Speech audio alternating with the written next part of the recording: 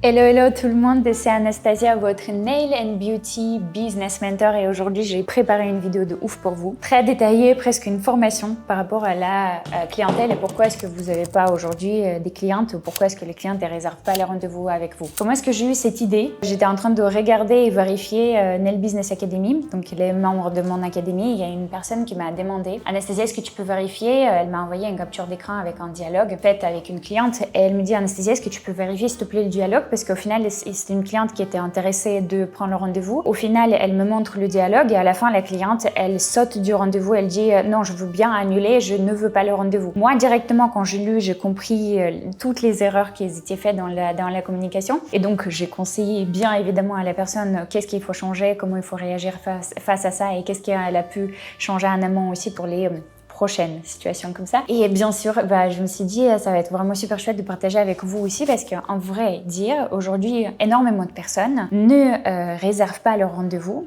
Okay, à cause de la mauvaise communication, à cause de les erreurs que vous faites dans la communication. Donc, j'ai préparé les 6 étapes par lesquelles vous allez pouvoir améliorer votre communication avec des clientes aujourd'hui pour pouvoir réserver vos rendez-vous. Donc, aujourd'hui, bien sûr, on va parler de clientes. C'est la communication et les tips que je vais vous donner et les erreurs que je vois très souvent sur les réseaux ou les gens qui me demandent des conseils. Donc, let's go, on va commencer par numéro 1. Numéro 1, c'est souvent pour les prothésistes qui n'ont pas beaucoup de rendez-vous et qui sont souvent disponibles. Et c'est la question qui revient très souvent. C'est Anastasia, qu'est-ce que je dois répondre quand la cliente elle me demande un rendez-vous maintenant? Elle me dit est-ce que vous avez une place maintenant ou est-ce que vous avez une place pour demain? Okay? Et très souvent ce que je vois, les erreurs que les gens font, c'est ils disent oui j'ai de la place, juste. Oui, j'ai de la place. Aujourd'hui ou demain, j'ai de la place. Je suis dispo pour toi toujours. Je dis pas d'aller dans l'autre sens, c'est où tu vas mentir et de dire non, je suis complète, viens dans un mois et après tu restes comme ça et tu sais pas comment payer ton loyer. Non, pas du tout. Mais il y a une autre façon de répondre. Okay? Donc première chose, c'est de ne pas toujours répondre juste oui, j'ai de la place parce qu'au final, vous donnez quelque part le lead à la cliente de vous poser trop de questions, de chercher la disponibilité et pour elle, au final, elle a une ouverture de la journée en entier et elle dit mais en fait, quand est-ce que je veux venir dans cette cas-là? À 10h du matin ou à 19h le soir et après, vous allez jamais vous mettre d'accord. Okay? Donc, j'ai dit un grand non, en gros croix rouge là, pour répondre aux clientes oui, je suis toujours disponible. Okay? Qu'est-ce que je vous propose au retour? Il y a 2 possibilités pour moi de répondre. Première, c'est de demander oui, vous cherchez une disponibilité plutôt le midi ou plutôt le soir, par exemple. Okay? Ou sinon, littéralement, lui proposer un créneau disponible à l'heure spécifique. Par exemple, vous pouvez dire oui, j'ai une annulation tardive demain à 14h30. Est-ce que c'est quelque chose qui vous convient? Moi, je garde toujours une petite question à la fin et ça, on va voir dans le point numéro 3, donc restez jusqu'au bout. Par ça, vous devez vous donner quand même le choix à la personne. Vous pouvez rester flexible si jamais elle veut changer un créneau, mais au moins,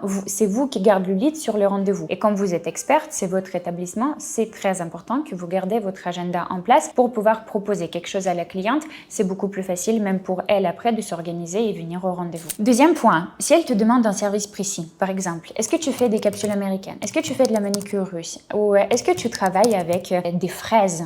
Ou est-ce que tu coupes les cuticules? Okay? Quelque chose de spécifique, elle vous demande. Dites pas juste oui, je fais ça. Oui, je fais de la manicure russe. Oui, je fais ça. Okay? Vu que je suis experte en manicure russe, on va partir plus sur un exemple de la manicure russe. Et là-dessus, je vous dis que c'est pas très bien de dire juste oui, je fais ça en général. Pourquoi? Parce que si la cliente vous pose des questions spécifiquement sur quelque chose, ça veut dire qu'il y a déjà peut-être une petite histoire derrière où elle cherche quelque chose spécifique. Exemple de la manicure. Si par exemple elle vous dit est-ce que vous coupez les cuticules ou est-ce que vous travaillez avec des fraises ou des embouts ou autre chose, peut-être cette cliente a eu déjà une mauvaise expérience ou quelqu'un qui a coupé les cuticules avec des pinces, elle l'a fait saigner absolument partout. Il y en a énormément d'exemples comme ça. C'est pour ça quand vous allez dire oui, je fais de la manicure russe, ça veut pas forcément le rassurer parce que la manicure russe bien formée et la manicure russe pas formée du tout, c'est 2 prestations complètement différentes. Et vous, ce que vous devez faire, c'est de rassurer votre cliente. Donc ce que je vous propose, c'est plutôt demander aussi des questions. Qu'est-ce que vous recherchez? Est-ce que vous avez eu une mauvaise expérience ou qu'est-ce que vous recherchez exactement? Et comme ça, la cliente, elle va vous dire, par exemple, j'ai des cuticules très sensibles et avec la fraise, c'est très difficile pour moi de ne pas les blesser. Toutes les prothésistes les blessent. Ok? Et dans cette cas-là, vous avez un champ de réponses possibles, surtout quand vous êtes bien formé. C'est de dire,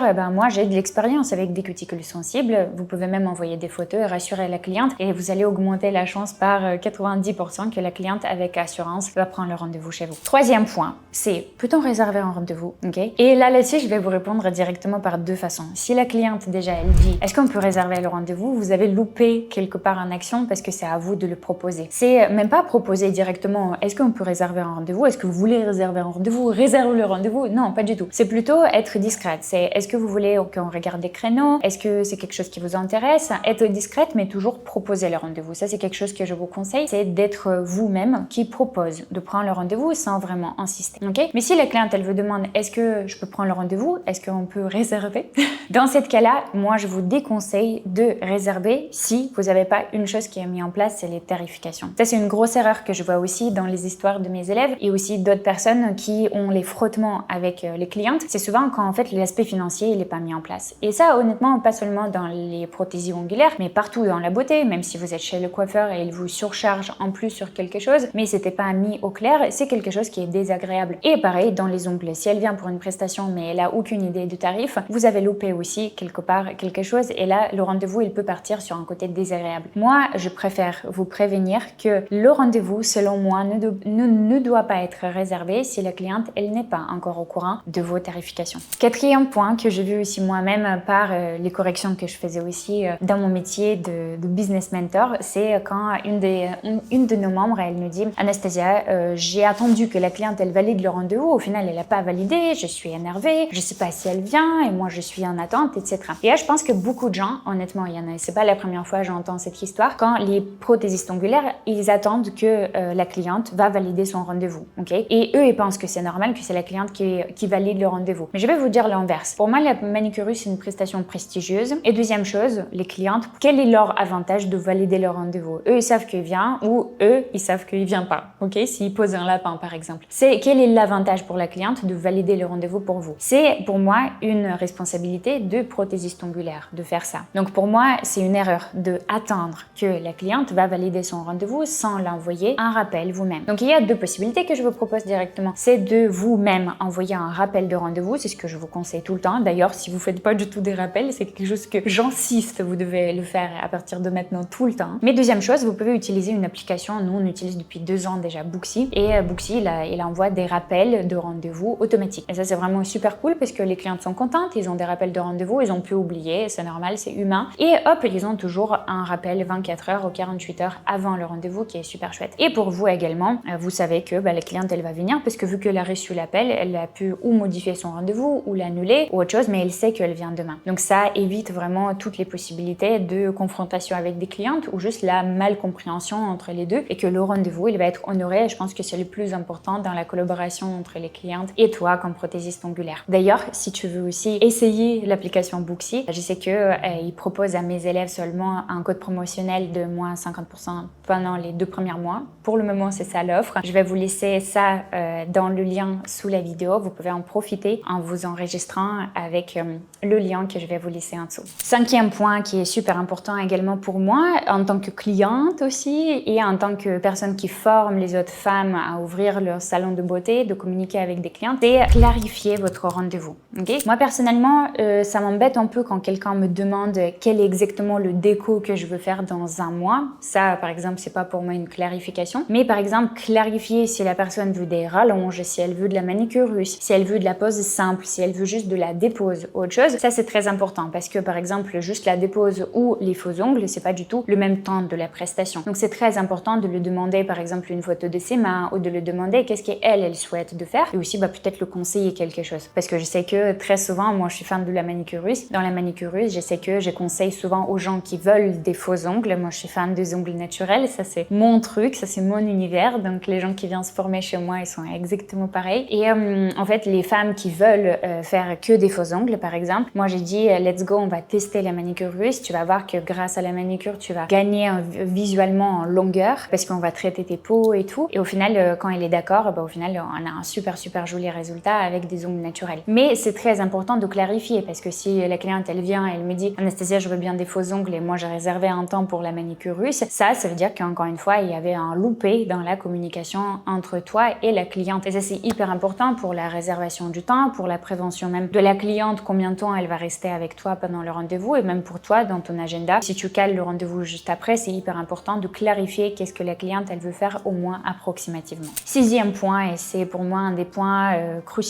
Pour moi, encore une fois, j'ai déjà ouvert 3 salons à Lyon avec des tarifications différentes, mais ça c'est quelque chose qu'on a toujours gardé en place, c'est le suivi des clientes après le rendez-vous. Okay, donc ça c'est vraiment méga important si vous surtout visez un service qui est plutôt haut de gamme, qui est service prestigieux, surtout si vous proposez des prestations comme le manicure russe ou les massages lymphodrainage, des choses comme ça. Donc et là-dessus, le suivi des clientes, surtout des nouvelles, pour moi c'est deux choses, encore une fois, c'est proposer une garantie. Je sais pas si il y en a beaucoup de gens qui le proposent, mais je sais que mes élèves, ils prennent mes habitudes, donc il y a plus en plus des gens qui proposent des garanties aussi. Nous, on propose des garanties de la pause à nos clientes fidèles, à nos nouvelles clientes, pour qu'ils savent que s'il y a quelque chose qui se casse, on est responsable pour ça. Et je sais qu'il y a énormément de salons qui ne font pas ça, et si jamais il y a quelque chose qui se casse, ils disent c'est pas ma responsabilité. S'il te plaît, c'est tes ongles, c'est tes problèmes, et malheureusement, ça fidélise pas les clientes, ça te donne pas un bon bouche à oreille. Mais là-dessus, encore une fois, le sujet de garantie, il est très grand, donc n'hésitez pas à me poser des questions ou si vous voulez que j'élabore un peu plus, qu'est-ce qui est considéré comme garantie, à quel moment on fait gratuitement, on remplace gratuitement, à quel moment il faut faire payer les gens, n'hésitez pas à me dire dans les commentaires si vous voulez que j'élabore ce sujet-là. Et en dehors des garanties, c'est d'avoir simplement une demande après le rendez-vous, comment ça se passe, est-ce que tout va bien, au fil du temps que vous souhaitez, au bout de 3 jours, 1 semaine, 2 semaines, 1 mois, comme vous souhaitez, c'est à vous de voir. Moi, j'ai mes pratiques à moi dans mon salon et c'est hyper important de contacter la personne, surtout une nouvelle cliente, parce qu'on ne sait pas forcément comment est-ce que cette matière va tenir sur elle, parce que tout dépend aussi des ongles de la cliente. Vous ici les 6 points par lesquels vous pouvez améliorer votre communication avec vos clientes. Pour moi, ce que c'est important, c'est aussi les fidéliser, parce que la communication pour moi égale les meilleurs relationnels avec des clientes. Moi, je suis fan de la fidélisation. Moi, j'adore quand mon salon il est complet et il est fidèle dans le sens que toutes les clientes reviennent le mois prochain. Pourquoi? Parce que je suis fan de relationnel humain, mais aussi également parce que ton chiffre d'affaires il est toujours stable même pendant les périodes qui sont creux. Donc c'est pour ça aussi, c'est hyper important de vraiment porter l'importance dans la communication que vous portez avec vos clientes, de la prise de rendez-vous, de son premier échange jusqu'au quand elle part de chez vous pour la suivi de la cliente. Donc j'espère que ces points-là c'est hyper important pour vous, que vous allez surtout les appliquer. Dites-moi le point que vous avez découvert, que vous allez dire ah oui, j'ai jamais porté l'importance à ça et que je vais le faire à partir de maintenant. Surtout si tu n'es pas encore abonné, abonne-toi tout de suite pour ne pas manquer d'autres vidéos sur le beauty business qui vont forcément t'aider à augmenter ta clientèle et les fidéliser. Voilà, j'attends vos retours dans les commentaires. Si la vidéo t'a plu, mets like, laisse un commentaire, ça va me faire toujours plaisir de lire et de vous répondre et de vous conseiller. On se voit très vite. Bye bye.